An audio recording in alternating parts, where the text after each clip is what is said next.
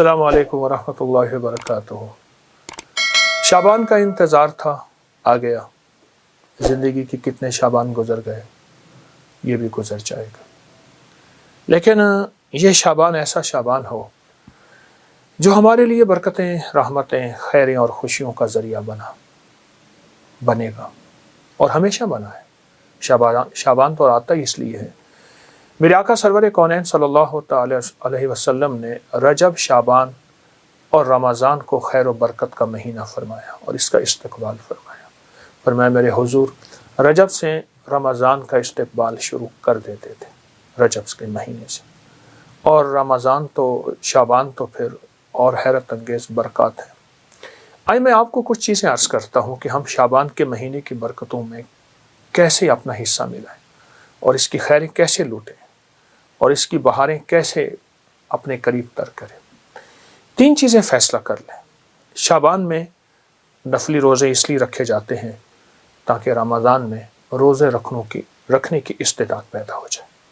ایک تو آپ شعبان کے نفلی روزے رکھیں جو کہ احادیث میں آئے ہیں، روایات میں بھی آئے ہیں اور کتابوں میں بھی موجود ہے، لیکن جتنے بھی آپ نفلی روزے رکھ سکتے ہیں رکھیں۔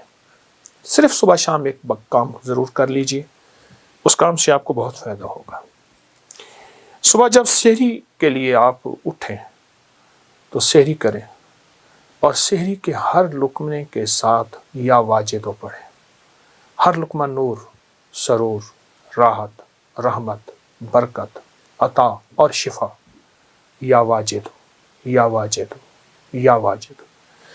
ایک ہے لقمے کے ساتھ یا واجدو، ایک ہے کہ لقمہ چباتے ہوئے جب تک کہ وہ لقمہ ختم نہ ہو یا واجدو پڑھتے جائیں۔ اس کی حیرت انگیز برکتیں، خیریں اور رحمتیں آپ محسوس کریں گے۔ اور یا واجدو کے بارے میں یہاں تک آتا ہے کہ جو یہ روزے کے درمیان پڑھتا ہے، اور روزے کا کھانا سحری ہو یا افطاری، اور سحری کے وقت چونکہ اللہ کی محبت اور کرم بہت عروج پہ ہوتا ہے تو اس کی نسلوں میں برکتوں کے دروازے کھلتے ہیں اور اس کی نسلوں میں خیروں کے دروازے کھلتے ہیں اور اس کی نسلیں تمنگری پاتی ہیں۔ دوسرا، جب افطار کا وقت ہو تو افطار کے وقت میں آپ صرف اور صرف 11 بار آیت الکرسی ضرور پڑھ لیجیے۔ ہم نے آج تک آیت الکرسی کو حفاظت کا عمل سمجھا ہے، میں اس کا انکار نہیں کر رہا، اصل یہ اسم اعظم ہے، اور محدثین نے لکھا ہے کہ بعض فرماتے ہیں الحی القیوم اسم اعظم ہے، اللہ لا الہ الا هو الحی القیوم، اور بعض محدثین کے مشاہدات تجربات ہیں کہ آیت الکرسی کی آخری آیت وَهُوَ الْعَلِيُّ الْعَظِيمُ، العلیُّ العظیم ہو، یہ اسم اعظم ہے۔ صرف 11 بار آیت الکرسی پڑھ لیجیے، جو مراد ہو، جو مشکل ہو، جو ناکامی ہو، حتیٰ کہ آپ کسی 11 مرادوں کا آپس میں تذکرہ کر لیں، تصور کر لیں، کوئی 11 مرادوں کا اللہ کے خزانوں سے منوا لیں، اس کو ذہن میں رکھ لیں، حتیٰ کہ یہاں تک کہ 11 نسلوں تک اس کی برکتیں چلتی ہیں، کیونکہ افطار کا وقت ویسے بھی قبولیت کا وقت ہے، محبوبیت کا وقت ہے، مقبولیت کا وقت ہے، اور اس کی عطا اور شفقت کا وقت ہے، تو اس کی بہت برکتیں اور اس کی بہت خیریں چلتی ہیں۔ ایک تو یہ عمل آپ کی خدمت میں ہے۔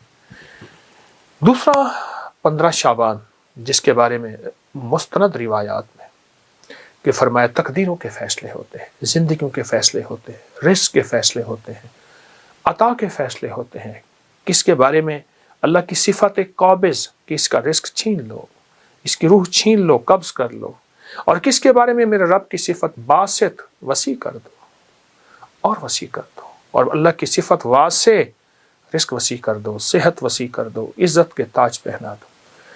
تو 15 شعبان میں ایک مستند اور مسنون عمل ہے، وہ ہے صلاۃ التسبیح کا، اس کو بہت زیادہ توجہ دیں۔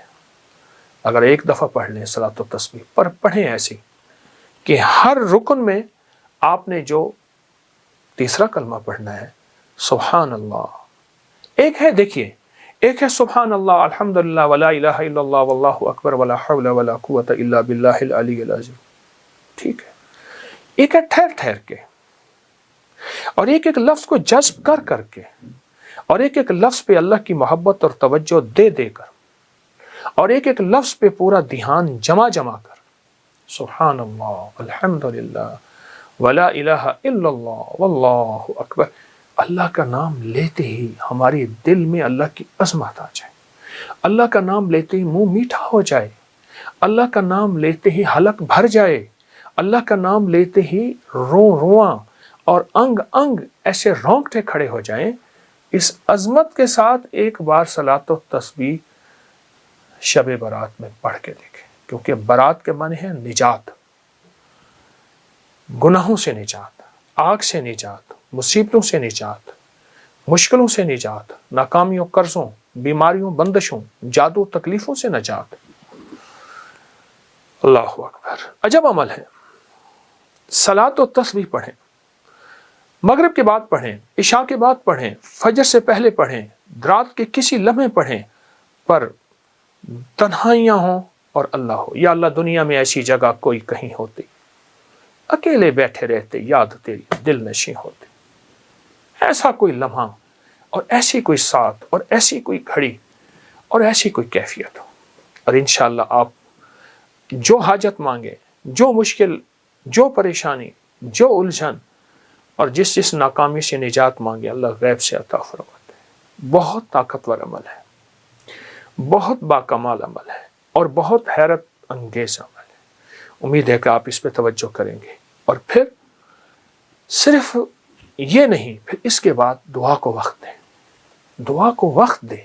میں لفظ دیکھیے، ہم ایک تو دعائیں پہلے مانگتے نہیں، پڑھتے ہیں۔ دعا پڑھنے کا عمل نہیں، میں دعا پڑھ رہا ہوں ربنا آتنا فی الدنیا حسنۃ وفی الآخرۃ حسنۃ، یہ پڑھ رہا ہوں۔ دیکھیے، سائل منگتا، جسے ہم بھکاری کہتے ہیں، چوراہوں پہ، سڑکوں پہ، گلیوں میں، اس کی نظریں منگتی، اس کا لباس منگتا، اس کے بول منگتے، اس کے ہاتھ منگتے، اس کے جذبے منگتے، اس کی چال منگتی، اس کی ڈھال منگتی، اس کا حال منگتا۔ آپ سوچیں، تو اس کے بعد پھر اللہ سے دعا مانگے، اور دعا کو وقت دیں، اور دعا کے لیے وقت نکالیں۔ دعا مانگے، دعا کو وقت دیں، اور دعا کے لیے وقت نکالیں۔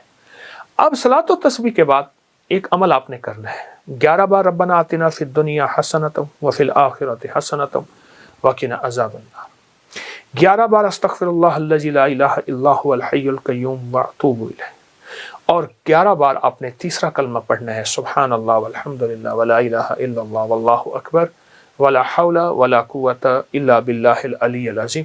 یہ 11 دفعہ عمل کرنا ہے، اور 11 دفعہ عمل کر کے پھر دعا مانگنی ہے، اور دعا کے بعد پھر 11 دفعہ پڑھنا ہے۔ پھر اس کی قبولیت دیکھیں، مسائل کا حل، مشکلات کا حل، جو من میں مراد رکھیں گے، جو من میں مراد رکھیں گے، جو من میں مراد رکھیں گے، انشاءاللہ پوری ہوگی۔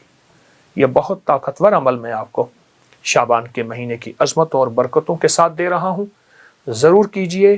حیرت انگیز برکت اور حیرت انگیز اس کی برکات اور کمالات، اور یہ میرا نہیں، صدیوں سے آزمودہ ہے، صدیوں سے آزمودہ ہے۔ خود بھی کرے اور اس کو پھیلائیں بھی صحیح۔ اللہ قبول فرمائے، محبوب فرمائے، مقبول فرمائے، اور انشاءاللہ کرنے والا خالی نہیں جائے گا، ہمیشہ ہرا بھرا جائے گا۔ جزاک اللہ۔